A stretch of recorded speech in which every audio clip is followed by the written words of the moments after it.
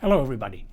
It is the beginning of July 2023 and today I would like to present to you another one of our publications in the series on climate papers of our research group. Now this one is which is called a signal analysis of the climate, correlation, delay and feedback. And this one was published also. It's a little bit older, but it's part of the series on the climate. It is from 2018 and it's published open access, as you can see, in the Journal of Data Analysis and Information Processing. It is basically, I will talk to you here about the alternative hypothesis of Henry's law to explain the correlation between carbon dioxide in the atmosphere and temperature. And once again, like I used in the other video, let me give you a spoiler alert. It is the fate of science, a beautiful theory destroyed by ugly facts. That is, if I'm not mistaken, one famous phrase of Mark Twain. So buckle up and let's get to it.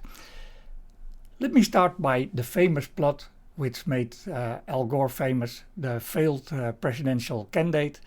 He then went into climate politics and came up with his movie Inconvenient Truth.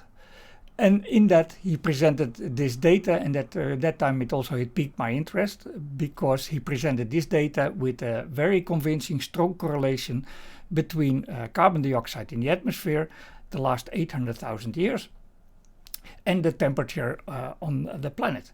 And of course, first of all, normal people would immediately be convinced. Look how good the correlation is. But as we have known from our scientific studies, that correlation is not causation.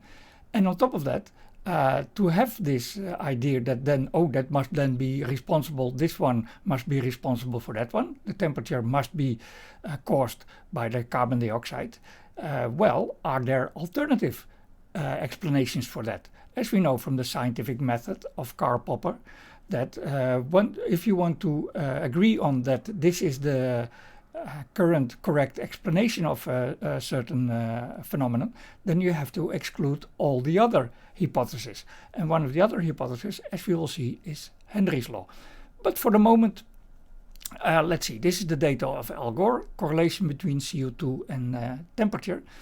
And then the first thing that springs to mind is, well, if there is a correlation between the two, this is not the way how you should plot them. You should not plot them both as a transient that is some parameter as a function of time, that's called a transient. So don't plot them, both of them, in a plot like this as a function of time, but plot one plotted in as a function of the other, or one plotted versus the other. So this is what the first thing that I did is I did exactly that. So I plotted, this is the exact same data of Al Gore, which I found, well, it is somewhere in the paper, I don't remember anymore the reference. But I took the data and then plotted that as the temperature versus the CO2 concentration. And indeed you can see there is a nice, what I call here nature, there is a nice correlation between the two. And when you fit a line to it, you see that I call this the observed correlation. It is 95 millikelvin for every ppm on the horizontal axis. So that is then nice, but then immediately I get here the problem. Okay, so the humans now have increased from 280 ppm, which this point is the pre-industrial value, and we have heated up, that was in 2018, to about 410 ppm in the atmosphere. So why we did not heat up to this point here?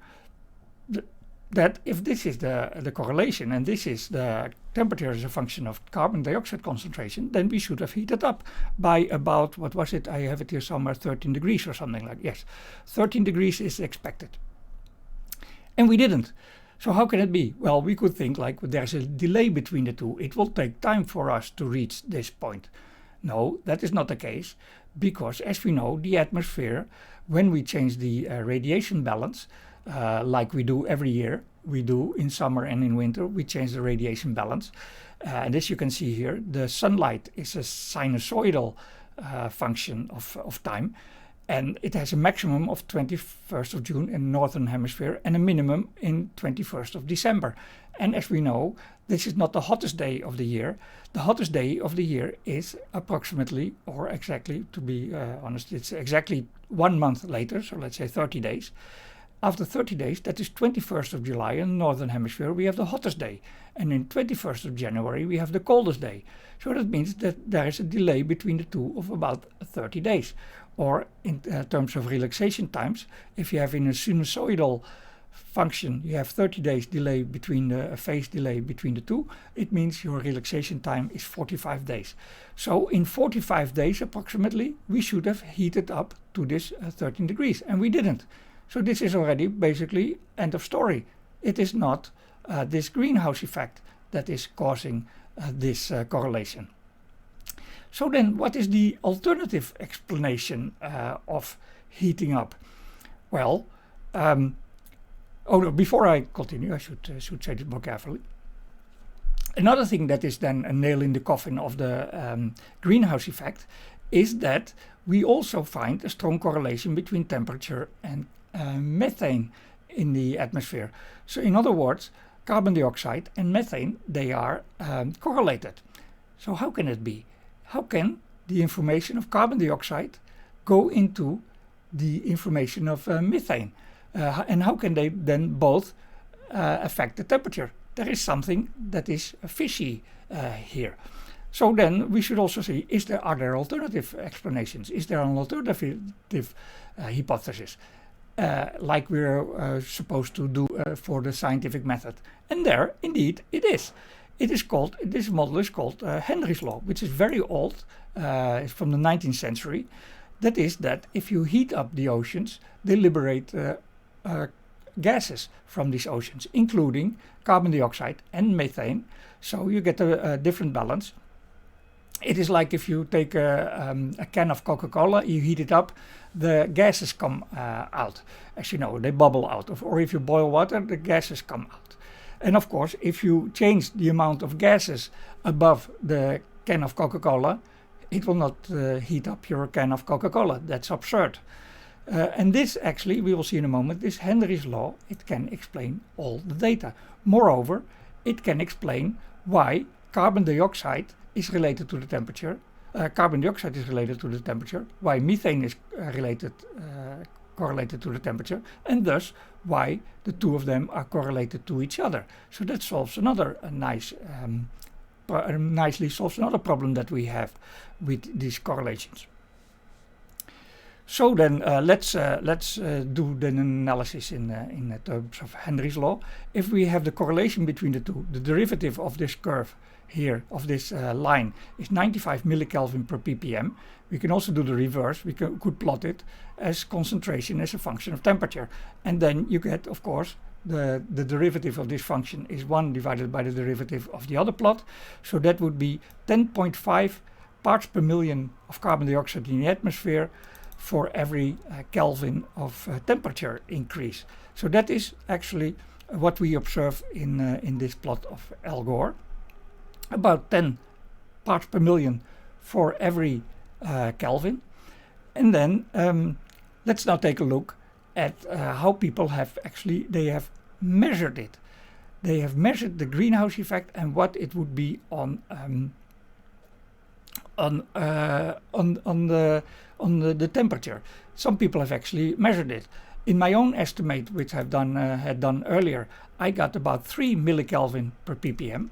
So to compare this to what is observed, we have, let's say, 100 millikelvin per ppm observed for the greenhouse effect, and my own estimation was about 3 millikelvin per ppm.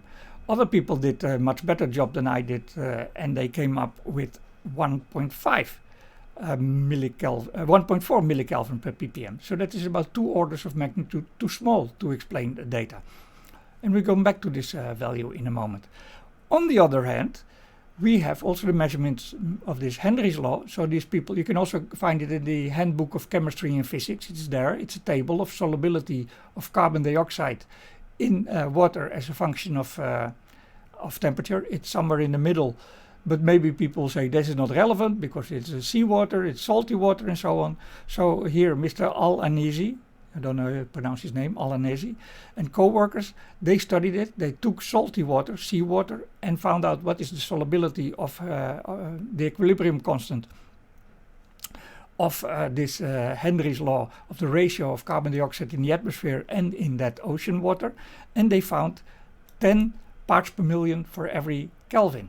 So now let's compare this to what we observe in Al Gore's data. That was 10.5 ppm per Kelvin, and theoretically or measured it's 10 ppm per Kelvin. So that exactly fits. Let me put it in a figure. Once again, I take the data of Al Gore in a correlation plot and I plotted both these theories. So here we have the data of Al Gore, these are the black dots. There we have, in blue, we have the greenhouse effect, which is 1 millikelvin per ppm. And in red line, we have what is called Henry's law, and that is 10 parts per million per Kelvin. And look for yourself, this Henry's law fits like a glove. So now we have one theory that is not consistent with the data, that everybody adheres, and they don't even want to look at the alternative explanation, which fits like a glove. They sort of like rejecting the scientific method and then claim publicly on all channels that we have to follow the science. Well, please follow the science, follow the scientific method, then reject the greenhouse effect and say that Henry's law is actually the standing theory to explain the correlation found by Al Gore, presented by Al Gore in his movie, that is explained readily by Henry's law. Okay, so now also let's take a look at something else. I promised you correlation, delay and feedback. So that was the part on correlation. The correlation shows that it's not a greenhouse effect, but it's Henry's law. Now the part of delay, actually when you take a look at the data, once again take a look at the data of Al Gore and you find that actually the carbon dioxide signal is lagging behind the temperature. And that is, of course, is a killer argument, because there is no way whatsoever in physics that the cause can be after the effect. Only in mathematics you can do this, but in physics that is absolutely impossible. And you can see here the data. In blue, this is just a zoom in where it is most clearly visible. You have the temperature in blue, and this is in this direction it goes to the present, and this is goes to the past. And you can see then the green signal is the carbon dioxide concentration in the atmosphere, and you can clearly see that the green signal lags behind the temperature. The carbon dioxide in the atmosphere lags behind the temperature. And then take a simulation of Henry's law plus a delay between the two, and you can find here that that's about, what was it, 700 years I think, and we can see that, well, that fits actually quite nicely. So we have that it takes, where was it, Mr. Indermüller, they did a complete analysis of Al Gore's data and found a value of 900 years between the temperature and the carbon dioxide, which is lagging behind. And then there are other people, Fisher et al. Actually, Mr. Indermüller says that he cites the paper of Fisher et al. And who says this value is roughly in agreement with findings by Fisher et al., who reported a time lag of CO2 to the Vostok temperature of 600 plus minus 400 years during earlier deglacial changes in the last transitions, glacial, interglacial. Okay.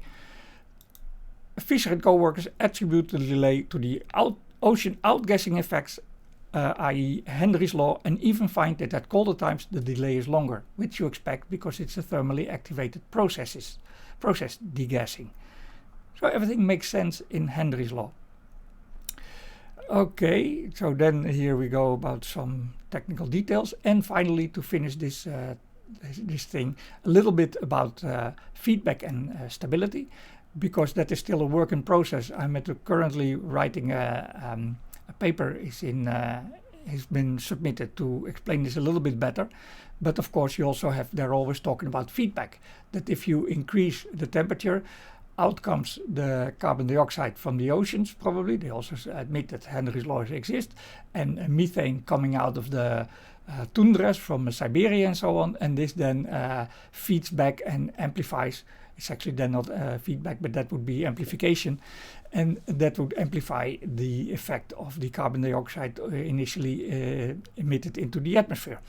So I will explain this in a future work, but I want to have some very small summary here already at the moment, and that is that we can make a stability plot, which we normally do. This is called the Nyquist plot, or Nyquist, I guess you have to say, because you think he was Swedish.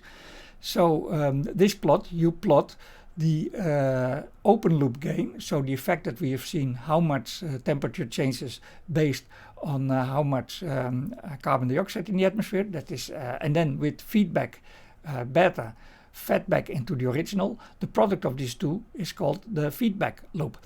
And the funny thing is, or actually the thing is, if this feedback loop A times beta is equal to 1, then you get instability. And also actually when it is larger than 1, then the system is out of control. So then you understand why they're talking about we have only X months to act before some kind of tipping point.